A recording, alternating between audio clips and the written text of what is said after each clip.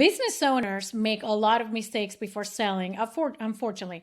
But in this video, I will show you what are the top 10 mistakes that we see when companies that work with us are going to sell their company. Number one, missing corporate records. Missing corporate records are basically the number one problem. What it is that every company needs to act by authority.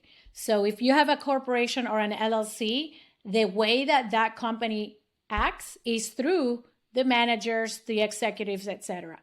But if certain actions are not approved formally by a corporate record, a buyer could come and say that act was never actually approved and invalidated and say, there are these things that you did in your company. There's no proper record of an actual approval and authority, and that can cause problem if you're about to sell your company.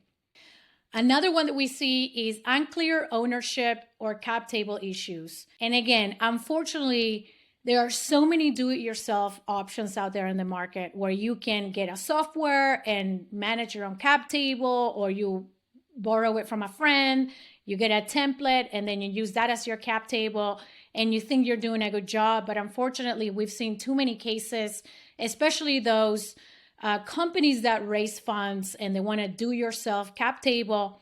Sometimes they don't work. Again, and it goes back to maybe missing an authority document or a cap table that doesn't match the liquidation preferences and things of that sort. So don't do cap tables on your own. Another issue that we see and very often is missing key contracts. And these can vary from contracts with a customer, contracts with a client, or a contract with a vendor or third party, a referral source, whatever. Especially for the smallest companies that might rely on family members or relationships or handshakes, or my college buddy is doing this for me, that can be problematic. So in a sale of a company, you will be asked about every single contract. And when your answer is that this is my buddy, we did it over cocktails, that contract over the cocktails is not going to look good to the buyer. So make sure your contracts are in writing, make sure they're all signed and in good order. The number 4 problem that we see in companies that are getting sold is the IP is not properly documented. This is especially true for tech companies who may start the development of a application or a platform with a buddy, and then they turn that application into an actual business, but the transfer of the IP was actually never done. So that creates a problem. So make sure if you are an IP-driven entity that you have all those contracts in place. Another problem that shows up when you sell the company is lawsuit. It's not only an actual lawsuit in court or an arbitration or a mediation, it's also demand letters or complaints that you have received from anybody. It can be from an employee, a former employee, a contractor, a customer, a vendor. Any time that you have somebody complaining, you need to pay attention to that, because unfortunately, any complaint can turn into an actual lawsuit, and buyers don't want to buy lawsuits. Number 6, we see a lot of issues with unresolved tax liabilities. What that means, it means that your CPA may not have filed taxes in all the jurisdictions that would be applicable to your business.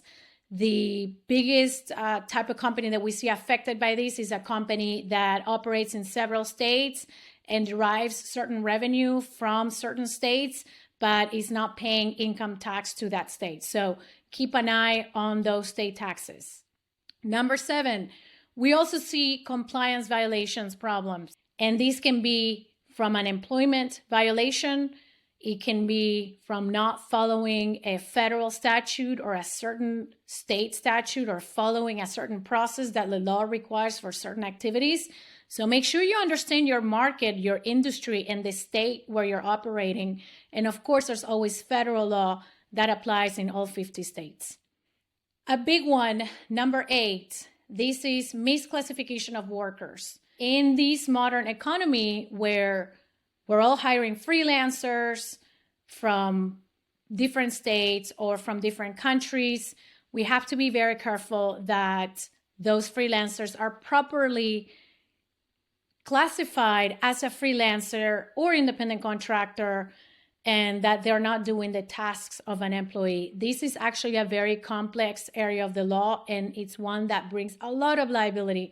I have not seen a single M&A deal where this issue did not come up probably in the last 5 years. So this is a big one. Make sure you're following labor regulations and that you are ensuring that your workers are properly classified.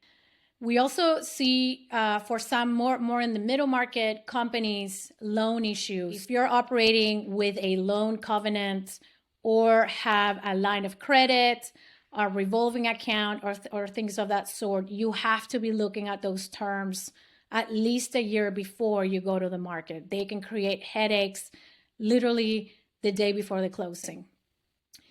And then this one is maybe more operational and maybe applicable more to the small business. But problem number 10 is relying too much on one person.